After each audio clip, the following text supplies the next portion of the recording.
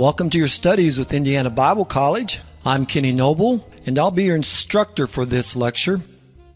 And in this lecture, we're going to examine a few of the most common mistakes in the essays that I receive from students in the classroom.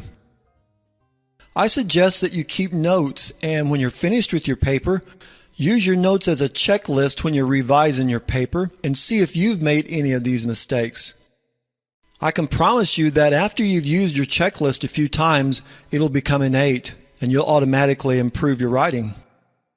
These are the common mistakes that I see the most often, and I'll try to just touch lightly on each one. Number 1, students do not revise and they do not proofread their paper. Now, having said that, I'm sure that many students do revise and proofread their paper, but not with time. As soon as you've written your paper, that is not the time to proofread it. It needs some time to get it out of your mind before you can legitimately proofread it and find your mistakes. It's difficult to proofread your paper when you're so close to it because as soon as you write it, you still have those thoughts in your head, and a lot of times we don't even read the words on our paper. We just skim over them, and so we can't see our mistakes. So revise your paper with time so that you can find the mistakes and proofread it. And as I've said in another lecture, one of the greatest things that you can do is to ask a friend to read your paper and to help you find your mistakes. And of course, they are not doing you any favors if they just compliment your writing. Our writing is like our little baby, and we don't want anyone telling us that our baby has big ears or that our baby's ugly.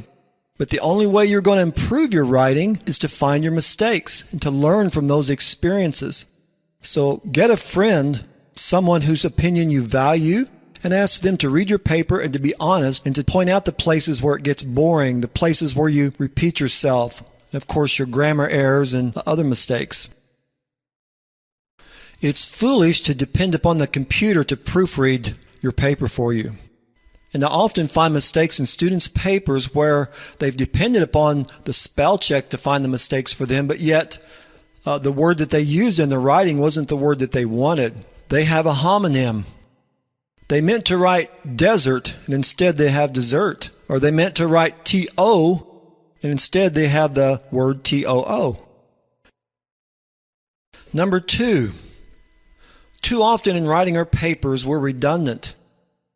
It happens to the best of us. No one sits down to write their paper and gets it right the first time. And it makes the matter even worse because we have a minimum length for our paper, and thus we're motivated to stretch things out, and so often students repeat themselves. In addition, they not only repeat themselves, but they give a lot of information that's really not necessary. The general rule for length of paper is your first draft should be twice as long as your final draft. So if you have 10 pages of writing, you can probably cut that down to half, 50%, without a lot of trouble. Number 3, titles. Many people do not put titles on their papers, or they do not put a good title. The title is the first impression, and I tell students that even the smallest paper deserves a good title. And you have a lot of leeway with your titles. A title you can use play on words, a title you could use poor grammar, a title you could use a sentence fragment. Titles can even be humorous, but every paper deserves a good title, and of course, paper 1 or essay 1 is not a good title. Number 4, similar to the idea of having a good title, you also need a good first sentence. That first sentence should grab the reader and pull them in. It's the second most important part of your paper.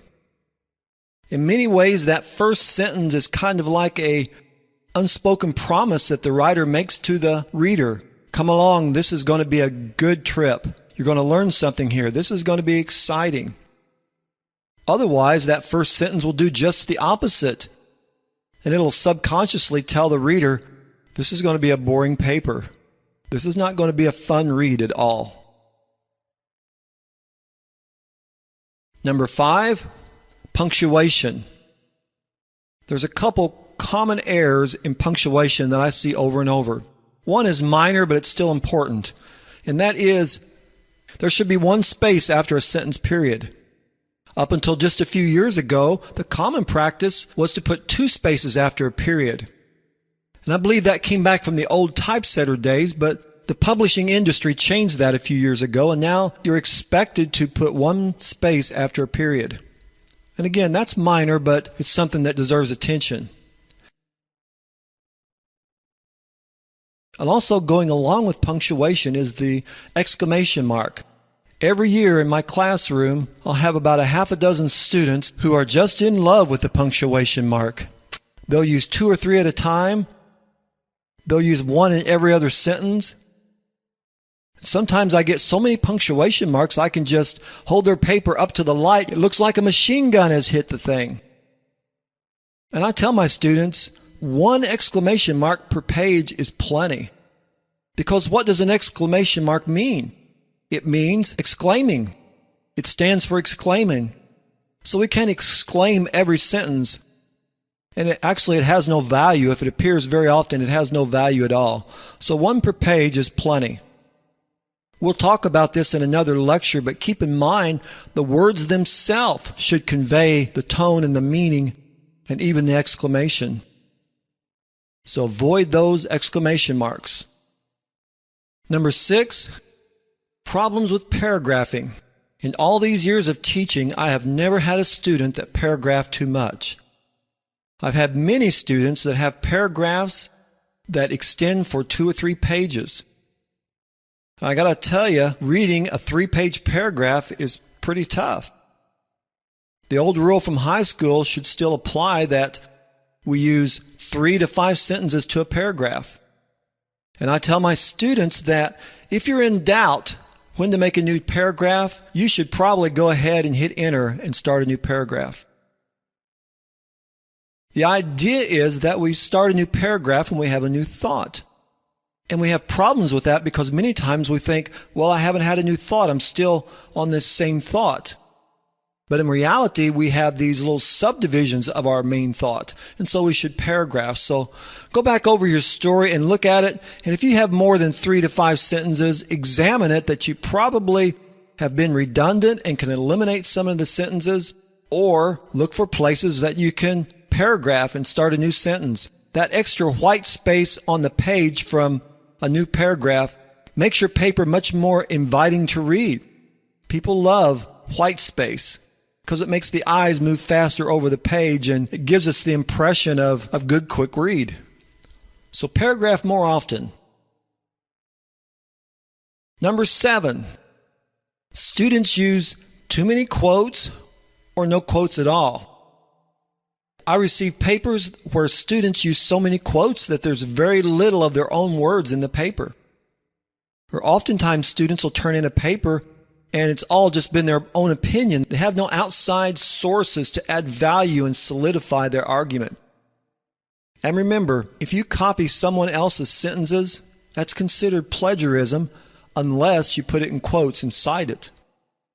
There's nothing wrong with quoting someone else, but let the reader know that you're quoting them. Thus the use of quotes and endnotes.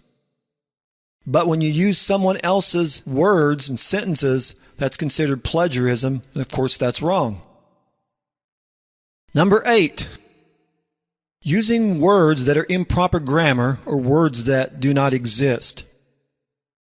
Most of us are aware that ain't is not a word. It's improper grammar. Of course, we know what a person means when they use that word, and it's not really that big of an issue to use it. It's part of our dialect and our culture. But when you're writing papers, there's a whole different set of rules. It must be proper. So we avoid such words as ain't, irregardless, height with a TH on the end, all right when it's spelled as one word. And there's a large, long list of these words. So if you're in doubt, look it up. The dictionary is your friend. Number 9, capitalization. There's a lot of rules for capitalization, but there's a few that are solid and true that you can learn and not have to worry too much. One of those is Christian. Always capitalize Christian. Always capitalize Bible. Of course, if you're not talking about the Holy Bible, if you're talking about maybe the fisherman's Bible or your journal is really your Bible, then no, that isn't capitalized. But when you're talking about the Holy Bible, it's capitalized. Yet biblical is not capitalized. Scripture is capitalized. Scriptural is not capitalized.